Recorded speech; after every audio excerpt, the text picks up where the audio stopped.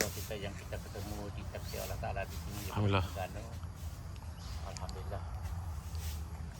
Saya Ismail Hassan Jasmine sebagai pengurusi pusat pemulihan seni budaya dan sejarah di suku. Alhamdulillah. Di sinilah tempat yang bernamanya Parik Sungai Kerisik. Kampung Parik Sungai Kerisik. Jadi di sini moyang bagi ulama besar Fatani iaitu Syekh Daud bin Abdullah Al-Fatani. Moyang dia tu tak lain tak bukan ialah yang bernamanya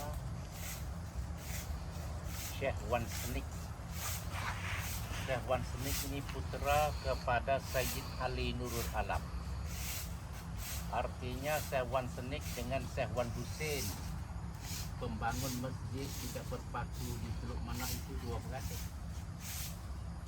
Dia anak Sayyid Ali Nurul Alam. Syekh Wan Senik mari buka pondok di kawasan hampir Istana Kerisik ini sekitar tahun 1560. 1560 mula buka pondok di sini, berhampiran dengan Istana Kerisik. Selepas beliau meninggal dunia, anaknya terus jadi pagar penyambung, iaitu Syekh Wan Idris. Lepas Syekh Wan Idris disambung pula Syekh Wan Abdullah.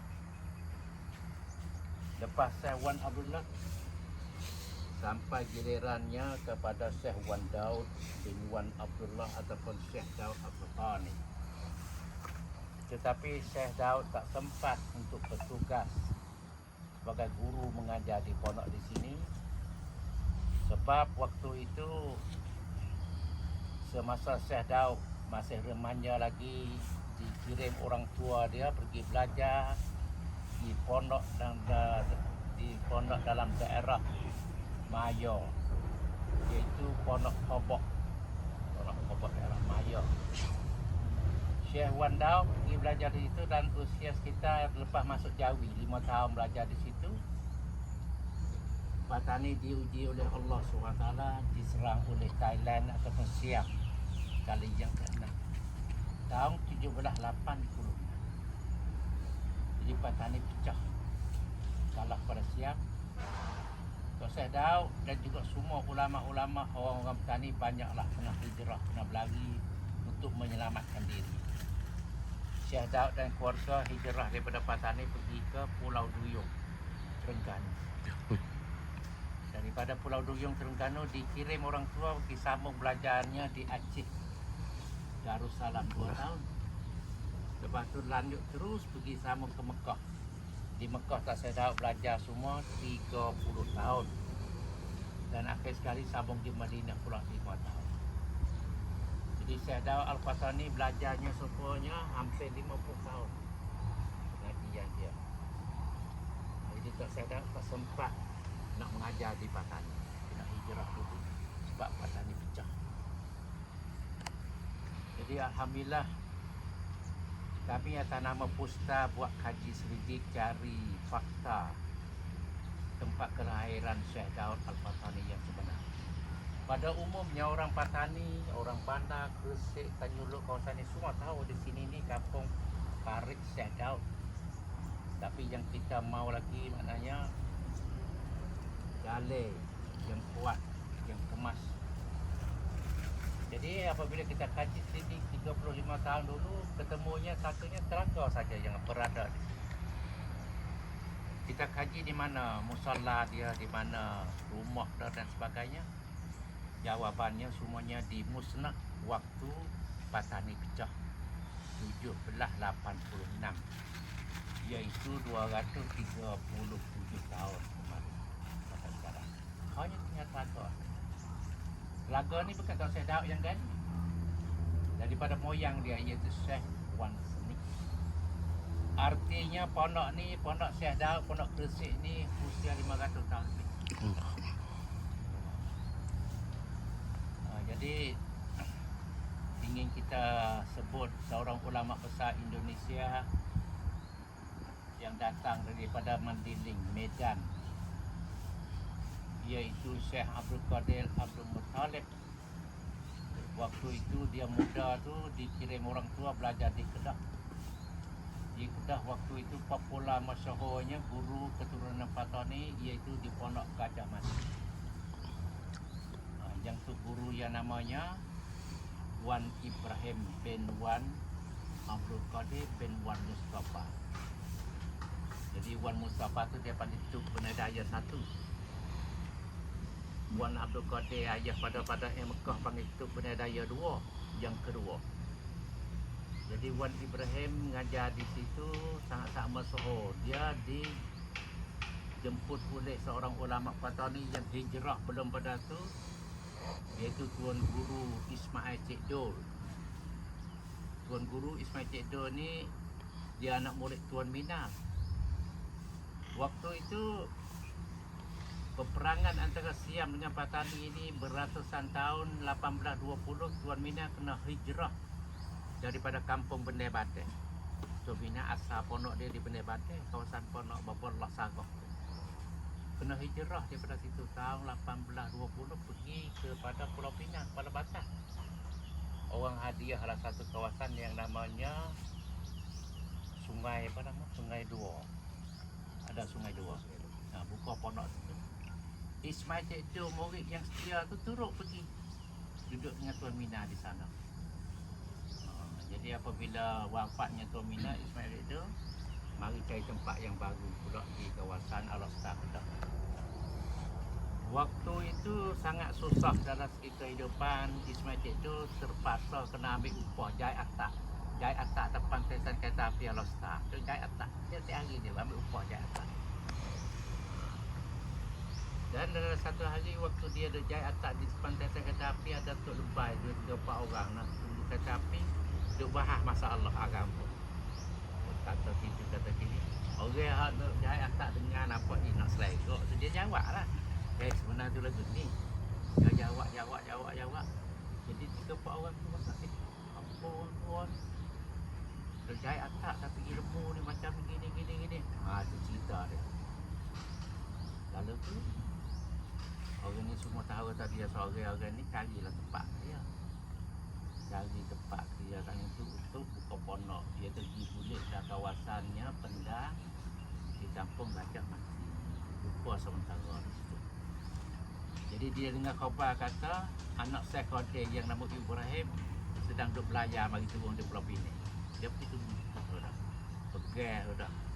Syekh Wali Ibrahim jadi menantu dia. Itu lanjutkan jadi Pak Juhim sambung dengan pondok di Gajah Mati. Baik, kembali kepada seorang ulama Indonesia yang bernamanya Syekh Abdul Qadir Abdul Muttalib. Dia belajar di Gajah Mati belasan tahun.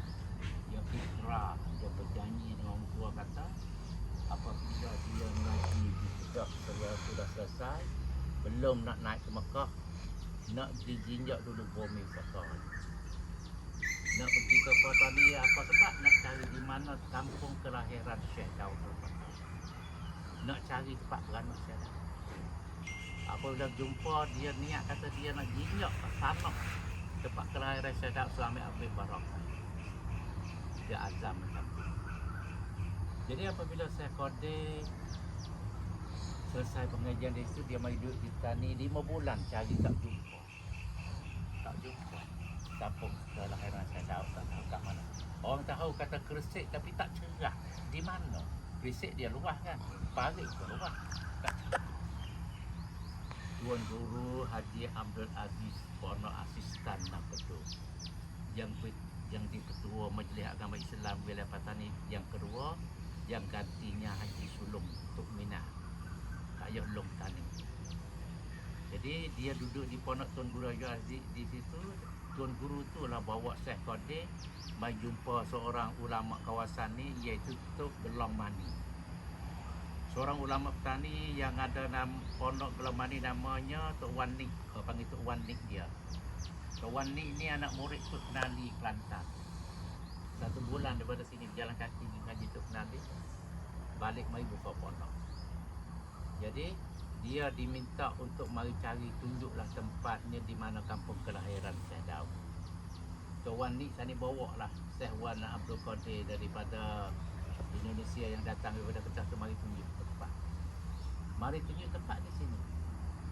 Hanya bagi tahu kata pondok sudah tidak ada, hanya ada tinggal telaga. Dan dekat telaga sini belah sana tu sikit tu sungai Parik Gresik sana tu. Ada belakang pondok tu ada sungai. Jadi di situlah tempat mandi dan di sinilah tempat yang diguna oleh ulama-ulama zaman dulu. Saya Qadir mendiling apabila dia dah sudah pasti dah di sini tempat kelahiran Syekh Daud, dia salin kain baju untuk mandi di telaga. Mandi di telaga, dia jalan turun di sungai pula. Dia jalan turun di sungai.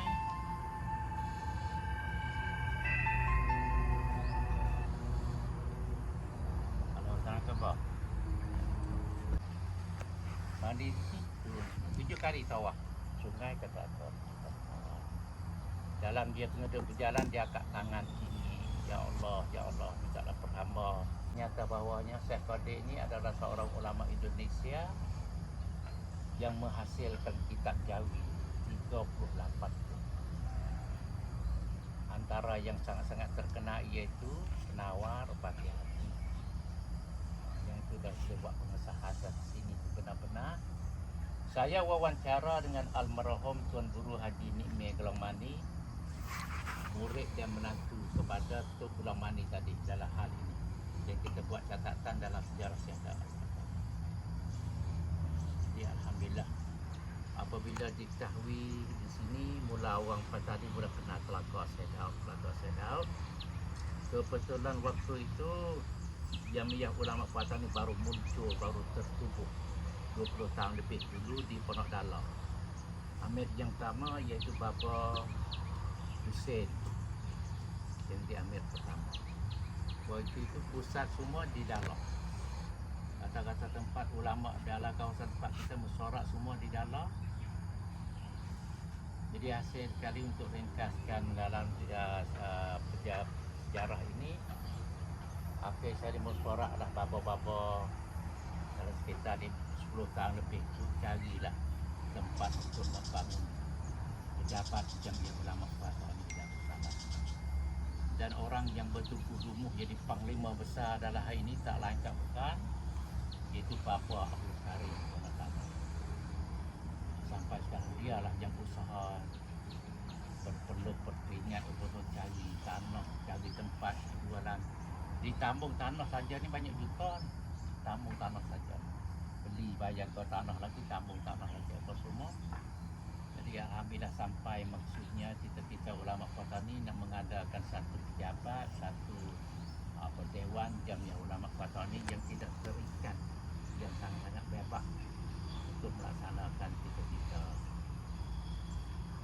ulama Patani. Sebagai Patani ini Abdul Ulama Patani ini sebagai cermin dan Islam di situ. Sekarang banyak orang mari jarah, mari apa ni. Yang penting kita nak apa tu, kita nak maunya karangan kitab Syekh Daud dan ulama Patani itu dapat mempelajari oleh masyarakat kita, masyarakat umat Islam. Syekh Daud mengarang kitab semua 100 buah, satu buah. Yang dapat bertemu dah 66. Yang jumpa dah 66 buah, tak jumpa lagi 40 lebih. Jadi karya Syekh Daud ni sangat-sangat banyak sekali di Nusantara. Sampai kerajaan Utsmaniyah Turki memberi anugerah kepada Syekh Daud waktu itu dengan beli geran yang Al-Alim Al-Alama Al-Arif Ar-Rabbani Daud bin Abdullah Al-Fatah. Dan sekali itu melantik Syekh Daud menjadi Amirul Hajj di Mekah. Jadi Syekh Daud lah orang Melayu pertama yang jadi Amirul Hajj.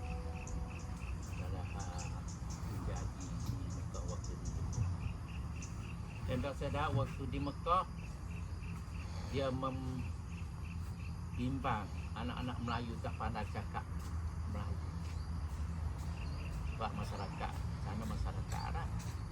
Lalu tu dia tubuhlah satu madrasah nama Madrasah Al-Jawi. Madrasah Al-Jawi untuk mengajar anak-anak Melayu boleh Jawi dan cakap bahasa Melayu. Dan Dan bahasa Melayu sangat pengaruh waktu itu di Mekah. Zaman dulu orang tak kata torik, cuma kalau dia angkat usul mayat nak pergi masuk dalam Masjid Haram tu jalan. Orang Arab sendiri kata jalan, minta jalan. Jalan. Pengaruh. Dan bapa-bapa tanda banyaklah istilah yang ditulis dengan bahasa Melayu. Kalau saya dah mempelopori tentang sejarah bangsanya, dia buat salinan tarikh Patani yang dikarang oleh Syekh Fakih Wan Ali yang saya bagi tahu kemarin dengan tulisannya sendiri dalam tahun 1813 Masehi di Mekah. Dan dia beri mukadimah dalam kitab tarikh itu, kata bahawasanya ini adalah sejarah yang benar yang dikarang oleh orang tua kita supaya anak cucu kita dapat mengenali sejarah yang benar, bukan sejarah yang bohong. Dia seorang yang sangat-sangat mempelopori nama Patani. Sebab apa saya dah mempelopori nama Patani? Kita tengok latar belakang waktu dia hijrah tu, dalam Patani kekacauan. Macam Palestin hari ni lah, waktu dia hijrah ke sini, semua ni dibakar. Istana 4 bulan ni hasap tak berhenti. Dia kena hijrah. Apabila dia tinggal tanah air dia tiap-tiap kitab sekarang kena sudah Daud bin Abdullah Al-Fatah. Negeri Patani asalnya mazhab Syafi'i mazhab. Dia Sayyidina Al-Fatah. Jadi lepas pada tu pula akhir hayat Sayyidina Al itu melibat diri sebagai mujahidin. Waktu Kedah berperang dengan Siam. Jadi kita dah maklum bahawa negeri-negeri Melayu Utara ni di bawah naungan Siam dah lama. Satunya Terengganu, Kelantan, Patani, sudah 4 buah negeri ini bawah naungan Siam. Mufakat 4 buah negeri Melayu ini untuk menghapuskan undang-undang kufar supaya menjalankan perundangan Islam, membangunkan Darul Islam 4 buah negeri ini. Jadi 4 buah negeri ini diharap untuk menjadi tunjang, menjadi tegas, menjadi tugu akidah Ahli Sunnah wal Jamaah. 4 buah negeri ini dah menyelamatkan maknanya Ahli Sunnah wal Jamaah. Jadi apabila lancar peperangan fisabilillah waktu itu di Kedah, Mufti Kedah yang namanya Wan Abdul Qadir bin Wan Abdul Rahman, abang kepada Syahid Abdul Samad Al-Balibani, dia di Mufti Kedah. Dia yang kirim surat daripada Kedah kepada Mekah bagi tahu ke Syekh Abdul Samad, kata sekarang di tanah air sedang lancar untuk jihad fisabilillah. Syekh Abdul Samad bagi tahu ke Syekh Daud di Mekah. Jadi kedua ni belayar balik pulang menyertai jihad fisabilillah. Dalam peperangan tersebut berbulan-bulan berperang di kawasan daripada Kedah, Pulau Kedah sampai kepada Padang Besar, sampai ke Tenok Pacing. Peperangan itu tidak berjaya. Allah Ta'ala tak izin kejayaan bagi Muslim, jadi tewas. Apabila kekalahan pada waktu itu juga, Abdul Samad Al-Balibani ditangkap hidup oleh Siam. Sebab Abdul Samad ni tembak tak masuk, tikam tak elok. Jadi Siam tangkap hidup, ambil buluh, sodok apa punggung sampai ke mati syahid. Abdul Samad, jadi kubur dia disembunyikan satu kawasan peperangan yang namanya Kampung Terak, sama lepas Kampung Terak di daerah Tenok sekarang ini. Jadi apabila perkara ini yang menjadi satu cabaran untuk kita, saya sendiri dengan cara pribadi, 40 tahun dulu saya dengar khabar berita orang kawasan tu yang sekarang jadi senator. Dia bagi tahu, atau orang tua dia bagi tahu, kata Abdul Samad Al-Balibani tuan kitab Hidayatul Salihin tu duduk di kawasan tempat dia. Tapi dia tak wayak kata di mana kawan-kawan. Saya cari sampai 7-8 tahun, masuk kubik sana sini, tak jumpa. Tapi akhir sekali alhamdulillah Allah Ta'ala izinkan kita jumpa. Apabila kita jumpa mengesah kata kubur dia di situ, waktu itu Puska kerjasama dengan APIM Kedah, kerjasama dengan Persatuan Ulama Kedah. Waktu tu dipimpin oleh arwah Ustaz Nikmat Dera. Lepas tu Awang Abu Bakar, Abu Bakar Awang pula lepas tu. Itulah ulama Kedah waktu tu. Jadi apabila mengesah itu, kita jemput semua dia orang tu mari di kubur. Kita ada simpan gambar-gambar sejarah itu, buat pengesahan. Dan selepas pada tu pula, kebetulan seorang anak Kedah juga yang nama Abu Hasan Murad. Pernah dengar nama? Abu Hasan Murad tu dia main buat dokumentari tentang Islam di Nusantara. Sebulan duduk di kawasan ni. Jadi kami bawa lah di sana sini dia buat sampai pergi buat di Pantrak. Jadi bersama Al-Fuad Al-Bani pernah siaran dalam TV1 Malaysia. Tiap-tiap malam Jumaat gitulah. Kita buat. Jadi sampai sekarang masyarakat umat Islam sedang nak tahu dah kata bersama Al-Fuad Al-Bani meninggal dunia ada berkubur di situ. Tetapi sebaliknya kalau kita pergi Indonesia di Banjar ada juga makam Abdul Somad paling banyak. Ada makam, ada buku, ada gambar. Tapi nak bagi tahu kata nama rupa tapi bin lain-lain, orang lain-lain. Begitulah ulama-ulama kita yang tinggal jasa kepada kita. Yang penting kita sendiri itu mempelajarilah mana karya-karya, mempelajari dan beramal bersungguh-sungguh. Mudah-mudahan faedah dan manfaat itu Allah Taala akan diberi pada ulama kita pada kita. Wallahu a'lam bishawab. Hidayah. Assalamualaikum warahmatullahi wabarakatuh. Ustaz, tu kenali anak murid Syekh Daud lah.